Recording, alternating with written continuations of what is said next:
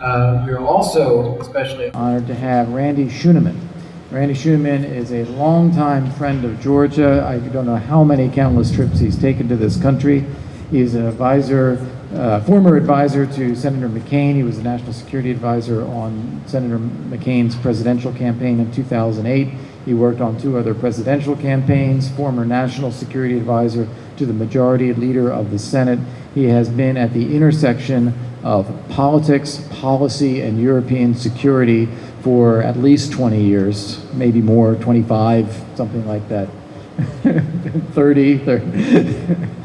So Randy, we could not think of a better person to engage General Hodges in this strategic discussion we're about to have. So thank you.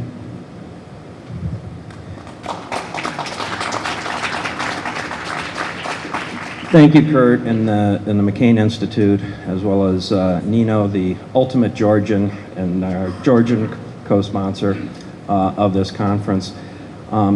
General, I want to echo what Kurt said. It's really tremendous that you've come back for the second year, and that you've devoted so much time and attention to Georgia, given all the other issues on your platter. And maybe you could start by talking about some of those issues, some of the near and medium-term threats you're looking at, what happened at Warsaw, and the title of this conference is The Changing Geopolitical Landscape After Warsaw, and your role and the role of the forces you command is absolutely central to that. Randy, thank you. And Ambassador Clover, thank you very much for allowing me to come back. I thought I caused enough damage last year, so thanks for letting me come back. And to our U.S. Ambassador, sir, good to see you, and thanks for representing the United States here. So, Georgia, obviously, the reason I come here so often, the reason the United States Army comes here so often is because Georgia has been a longtime friend, a partner. As my friend General Kapanazi says, don't call us a partner because we're brothers. And that sort of a relationship comes from soldiers serving together in Afghanistan. And certainly everybody knows the contribution that Georgia has made to operations in Afghanistan there, and they've paid the price in a large way. So there's a relationship that's based on that sort of trust and shared interest. But we also come here because of the strategic location of Georgia. Georgia is a European country, on the Black Sea, as a gateway to Europe for so much of the rest of for Central Asia. The opportunity it provides to spread economic prosperity and as well as the other ideals that we care about. So it's in a very important place. And my country, I think, has very clearly demonstrated its support for the direction that Georgia is on, and will continue to do that. In fact, I think in the aftermath of the NATO summit at Warsaw, you're going to see an increase in certainly U.S. Army participation in exercises all around the Black Sea. The NATO summit at Warsaw, I thought, was a huge success because it demonstrated, despite a lot of pressure, a lot of heavy use of information operations, attempts to splinter the most successful alliance in the history of the world. Instead, we came out, 28 nations, unified in the collective defense and in addressing security challenges on the periphery of the alliance as well. The NATO summit also saw significant increases by various members to live up to their obligation for self-defense, to improve freedom of movement, for improved interoperability. So I think a good start, and you're going to see more U.S. Army presence in the Black Sea region as a result of that. Excellent. If I could ask to dig a little deeper on one of the decisions that was particularly closely followed from the Warsaw Summit, and that is the decision to enhance the forward deployment, specifically 4 battalions, 1 in Poland, 1 in each of the Baltics. As you know, there was a famous recent RAND Corporation study that indicated to adequately defend the Baltics, it would require 7 to 8 brigades. And we've gone from 3 companies to, or in the process of going from 3 companies to 3 battalions. So can you talk about how those 3 battalions can be sufficient to enhance deterrence or sufficient to provide defense should deterrence fail? So probably the highlight or the dominant theme of the summit in Warsaw was the alliance transitioning from assurance to deterrence. And deterrence means you have to have the capability to compel. You have to demonstrate that capability, and you have to demonstrate the will to use that capability. So this transition from assurance to deterrence also is based on all the members of the alliance fulfilling their Article 3 responsibility, which is to do everything you possibly can to defend yourself, to prepare yourself. And certainly what we have seen, terrific leadership by Estonia, but also Lithuania and Latvia, increasing their defense spending, improving their defense organizations. So it's not going to be just one battalion by itself sitting on a big open field. It's going to be integrated into a NATO structure and also surrounded by thousands of Estonian soldiers, Latvian soldiers, Lithuanian soldiers. And of course, in the case of the United States, where we will provide an enhanced forward presence battalion in northeast Poland near Orzic, it'll be a Stryker squadron, about 800 soldiers, and hopefully allies from several other countries providing capability on top of that. So these are large, very capable formations that I believe will, in fact, if well integrated into the national defense of those countries, will have the capability to compel, to defeat an initial attack by some aggressor that would then also allow those nations to fully mobilize all of their defenses. So I don't want to oversell it, but it's more than just a math problem. It's part of an integrated defense that I've seen significant improvements. Again, I keep pointing to Estonia as an example of a country that has consistently done that, and I've seen remarkable increases in Lithuania also. And these are good models for Georgia. You're having the right structure, the right conceptual approach to take advantage of what you have in terms of quality people, the geography, and looking for asymmetric ways to defeat any potential adversary. So if we can flesh that out a little bit, if there is to be a crisis in the Baltic part of Europe or near the Polish border, it's likely to have murky circumstances, imperfect intelligence, probably some pretty effective information warfare from the other side. How do you as a commander deal with the issue of the need for speed in a situation like that, with political decision making that isn't built for speed, consensus at 28, with the issue of moving forces requiring transit agreements? Is there discussion of inside NATO of advanced delegation of authorities in certain contingencies, for example? Certainly to give our political leaders some options to prevent a crisis from happening, the sooner we could identify a potential crisis from occurring on any point of the alliance, the sooner that we can identify that. So we call that speed of recognition. And our adversaries, they see the strength of NATO, and so they would, if there was ever going to be an attack of any sort by any adversary, they would look for a soft way or a way to counter the strengths, to avoid the strengths of our alliance. So it will be very difficult to identify this. So speed of recognition of what's happening, that includes technical means as well as human means, as well as people that can read and understand the language on the periphery of the alliance, being able to understand what's happening and kind of fight through all the misinformation that's out there. That's number one. Now, to address that, the alliance has made significant progress since I was here a year ago on speeding up some of the decision-making processes, because our great alliance knows that they need to be able to do that. Fortunately, Ambassador Doug Lute is coming after me. We're well represented by Ambassador Lute here, and I think he could probably articulate even better than I can exactly how that alliance decision-making process can work.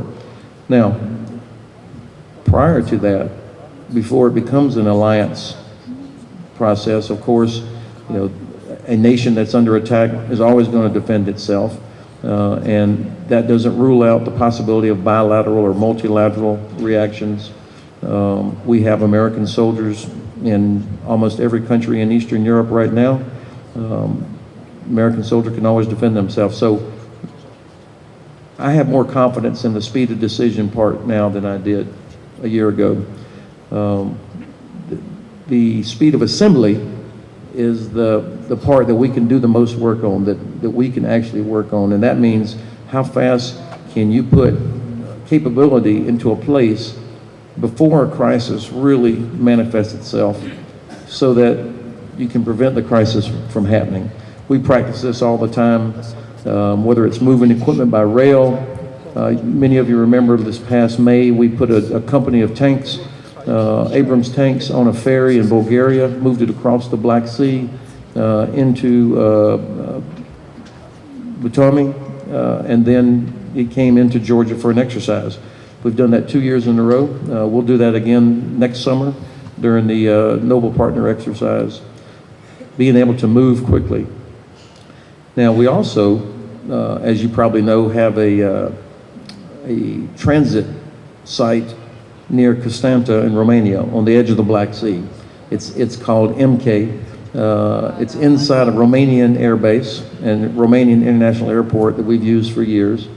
And I see that place, MK, as a hub for being able to project for exercises, to provide command and control in the region. And we're working hard to increase the capacity of this forward operating site inside this Romanian base. And I think that will also help us with deterrence. Just one more question on Northern Europe before we move south, and it relates to the speed of assembly issue and the so-called Sawaki Gap. And I have to say, I promised President Thomas Ilves of Estonia, if I ever mention Sawaki Gap, I will mention that he first coined the phrase, and I know his security advisor is here and they'll appreciate that. Talk a little bit about the problem of the Sawaki Gap. Some of the concern is if it's closed, the land route to reinforce the Baltics is closed, and reinforcing by maritime and air is much more complicated, particularly if you're in a conflictual situation. So the Sawaki Gap is important for several reasons. I have gone there. I've driven through it from Poland to Lithuania, from Lithuania to Poland. I've been able to survey the terrain there with Polish officers. We've had our officers with the Lithuanian leadership studying it. So understanding the terrain is an important part of being prepared, an important part of deterrence. There's a challenge, of course. The rail gauge changes from a European rail gauge to a to a Russian rail gauge, so that as you're transiting, you have to offload equipment from one train and put it onto another train right as you cross into Lithuania. I think the EU is working on a rail project that would, not for military purposes, but obviously that would help facilitate freedom of movement if you can move by rail all the way up. So we work on that. And I think it's important to be candid. The likelihood of an attack that would isolate our three allies, Lithuania, Latvia, and Estonia, the likelihood is not great. But we want to keep it unlikely. And the way we keep it unlikely is demonstrating capability, training, practicing, demonstrating the will to use capability, continuing to invest like we are, so that it does remain unlikely. If we just sit, if we don't do anything, if we don't train, if the countries of Poland and Lithuania, for example, don't do their Article 3, fulfill their Article 3 obligation, then I think the likelihood goes up. Now, this is also important because there are more than 3 Baltic countries. Germany, Poland, Denmark, Sweden, Finland, all are on the Baltic Sea. Russia is on the Baltic Sea, as well as Estonia, Latvia, and Lithuania. So if somebody wanted to deny access up into the Baltic Sea and isolated the 3, Lithuania, Latvia, and Estonia, then we've got a problem.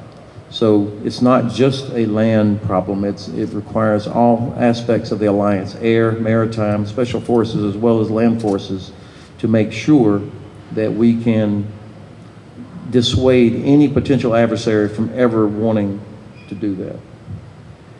To move south a little bit, you mentioned Black Sea operations a little bit. That was a important component of the Warsaw Summit, not as received as much attention in the press as some other things like cyber and missile defense. Talk a little bit about the Black Sea. You've got a hot war on one contiguous country along with the illegally annexed Crimea. You had a hot war using the Black Sea here in 2008 as part of the multifarious Russian attack on Georgia. What exactly did Warsaw decide, and what does it mean operationally for you? As a result of the decision to put the enhanced forward presence battalions in Estonia, Latvia, Lithuania, and Poland, I feel confident that I can use some of our Army, U.S. Army capabilities to do more in terms of exercises around the Black Sea. I mentioned MK. We'll have a armor battalion headquarters that will be there beginning early next year, continuously on a what we call heel to toe.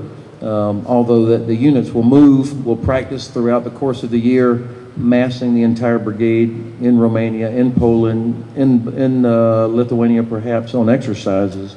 But generally speaking, we're going to have more capacity to do things in the Black Sea region. So that's one part of what we're going to do. The big exercise next year will be Sabre Guardian 17. It'll be in July next year, and it'll be in Romania, Bulgaria, and we're moving the Noble Partner exercise, which always happens in Georgia, typically in the spring. We're going to ask Georgia to move it to July also, so that now you've got 3 exercises: Sabre Guardian, Noble Partner, and the Swift Response exercise. That's when we have paratroopers from the United States fly all the way and jump into Europe, like we just did in Poland during Anaconda. This year, that's sort of a exercise of 25,000 troops, 20 plus nations, will happen in the Black Sea region. So a chance for us to practice using ports like Constanta in a large scale. We'll continue to use ports like Poti and Butami and other nodes around the Black Sea. So demonstrating commitment to the area, continuing to improve interoperability. These are all things that came out of the Warsaw Summit. And so that's the Army's role to do that. Romania is another country that has done a significant amount of work to defend themselves. They've invested in equipment and training and so on. So again, that model is what is required, each nation. And it also, frankly, makes it easier for American political leadership to, when they see the allies and partners doing what they should, that's important. Certainly Poland has done a huge amount of work to improve its capabilities as well. So that's kind of how I see it. EFP battalions in the 3 Baltic countries and in Poland, a U.S. brigade beginning in early 2017. That was announced by our President and Secretary of Defense. 9-month rotations, continuous heel-to-toe, bringing all of their equipment, replaced by another brigade, then another brigade, which is better than units coming here using equipment that's already here. That means every 9 months, a whole brigade will come in with all of its equipment at the highest level of readiness. And so I'm excited about that capacity. And I'm excited about what the Alliance has done with the EFP battalions. Really, for each of those countries, probably an increase of 300% in terms of allied troops that are going to be with equipment that are going to be in each of those countries. And there will still be American soldiers coming and going on numerous exercises. We'll still leave ammunition in those countries. But this now gives us the opportunity to also invest more in deterrence in the Black Sea region. And of course, these exercises will be transparent and announced in advance, unlike some other exercises that take place. Well, I think the number one way to alleviate anxiety and tension is transparency. Every NATO exercise, every American exercise, think about Noble Partner here this past May. How many international media observers were here in Georgia to see what's going on? And I think that would be one of the best ways to relieve anxiety and tension is not just scheduled exercises, but when any nation does what's referred to sometimes as a snap exercise, to invite observers, to invite the media to be there.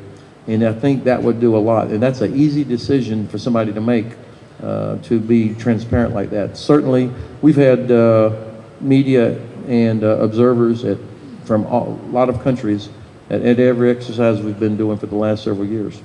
I think that goes to also, Randy, excuse me for interrupting, respect for international organizations, respect for monitors, allowing them to do their job. I was in Ukraine about 10 days ago, had the chance to visit where we have about 300 soldiers in Yavoriv, where they're American soldiers, Canadian soldiers, British soldiers, Lithuanian and Poles are training Ukrainians, train a battalion, and then they move to the what the Ukrainians call the ATO, the Anti-Terrorism Operation Zone. We've provided equipment like Q-36 radar. We have learned a lot, frankly, from the Ukrainians about how to operate in an environment where your enemy has a lot of electronic warfare capability. The sky is full of UAVs, something that we have not had to deal with. Large-scale, long-range precision rockets and artillery, again, something we have not had to deal with. So we have learned a lot from the Ukrainians, and I have been impressed with how much they have improved over the last 2 or 3 years. So that, again, there's a country that's doing what it can to improve its institutions as well as its actual capability. And Ukraine is dealing with how does the Rada, the parliament, have more oversight over the Ministry of Defense. I think that's the right direction of travel in terms of government reform as well. But the special monitoring mission mandated, or as a part of the agreement for the implementation of the Minsk agreement, has not been allowed to do its job. They are prevented from going places. And so I think all of us have to respect the international organizations and the decisions that were made in order to help lower the anxiety. Let's talk about the country we're in now a little bit, Georgia. How do you assess their defense capabilities, their greatest needs to enhance deterrence? Perhaps have you looked at the 2008 war? We had a lot of Georgia train and equip programs before the 2008 war. Secretary Kerry was just here, and apparently that's going to begin again, although it may not begin until the next administration, as I understand it. They face a very determined adversary and have some very real security needs. You've exercised with them. You've met with and worked with their units that have served in Afghanistan, where they picked up valuable skills, but counterinsurgency warfare isn't the same as territorial defense, as you know far better than I. How is Georgia doing? Well, first and foremost, Georgia has the one thing that is essential to defending itself, and that is very high quality men and women who are committed to defending their country. So, getting the policy right, getting the defensive concept right, having the right sort of equipment and organizations, those are all things that can be done. But having the quality men and women who are willing to step forward to serve is obviously the foundation. And Georgia has thousands of them. We see them in Afghanistan. We see them on exercises all the time, from young soldiers to old officers. They are quality people. So that's, I will always be very optimistic there. I think that Georgia has to figure out, we need Georgia to continue to be involved in international missions like Resolute Support. They have been so important, and they participate in other international missions also. That is extremely important. But sometimes that does not necessarily contribute to self-defense. I mean, you get experience, but it's sometimes can be different, take you down different paths. So I think this is an area where we can assist of how do you build readiness so that you have forces that are ready to defend your own country while they are participating in international missions. I think this is an area where I look forward to working with General Caponazzi and the General Staff and the Ministry of Defense there. But that's a tough challenge. We have the same challenge in the U.S. We send troops on missions to the Sinai, for example, or to Kosovo that are important missions, but don't necessarily prepare them to do missions in another part of the world. So that's a challenge that most nations deal with. That's an area where I think we can improve. Last question for me before I'll open it up to the audience. Georgia has the human capital, as you so eloquently stressed, but they also need the equipment.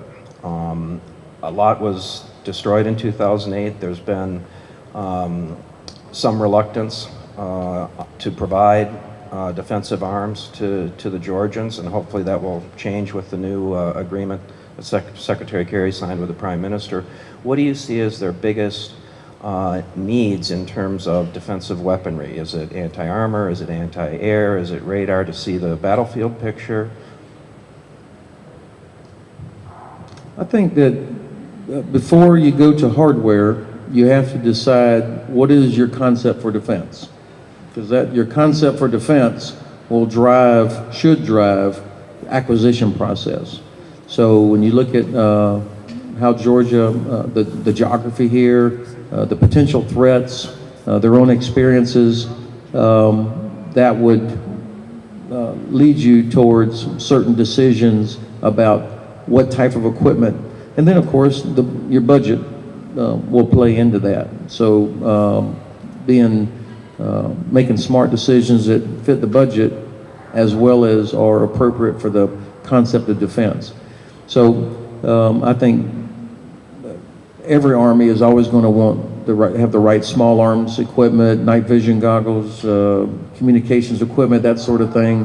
The larger type systems, I think I would rather wait and better understand Georgia's concept for defense before I would recommend a particular high dollar item sort of weapon system. We have had some officers here for the last 2 weeks who have been working with Georgian General Staff officers, going through defense planning, taking a look at their plans, working with them. It's been a wonderful experience for us to understand better how Georgia intends to defend itself, wants to defend itself. And I will go out on the ground myself tomorrow to take a look and feel the terrain better and understand how Georgians view the potential threats they have and how they want to do that. So I'm excited. To me, this is the next level of cooperation between U.S. Army and Georgian military of working on specific plans like that. Great. We've got time for a few questions from the audience. If I can remind you to identify yourself at the outset, even if I know you, General Hodges may not know you, and keep your keep your question in the form of a question and not a long statement. And David Kramer, please, first.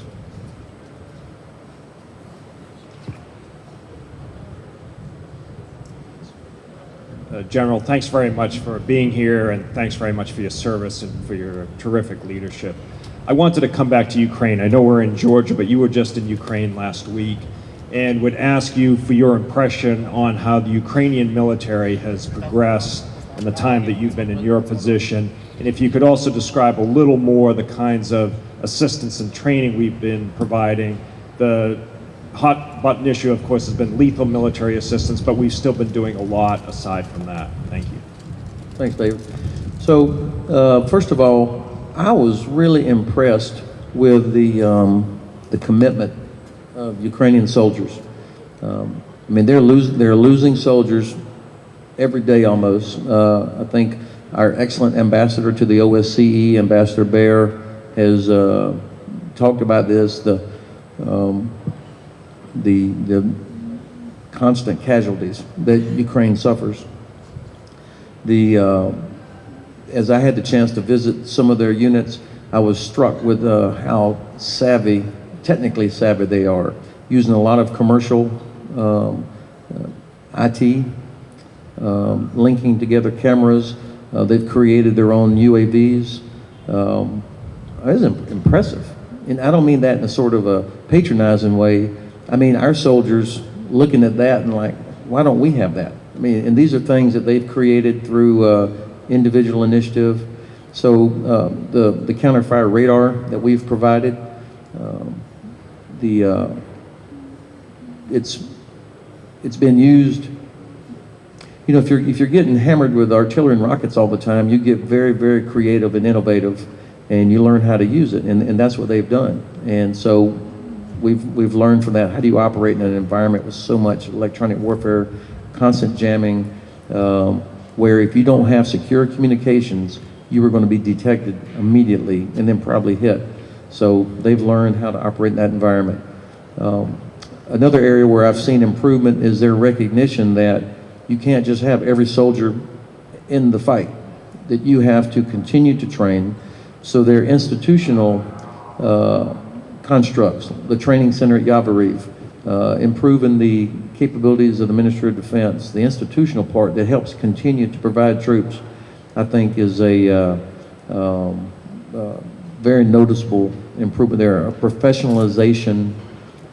I talked to a battalion commander who said that he had learned that he's got to free up the initiative of his junior officers because they're the ones that are actually in the situation. That would have been unheard of even 5 years ago. So those are all good indicators, I think. Great. In the middle there.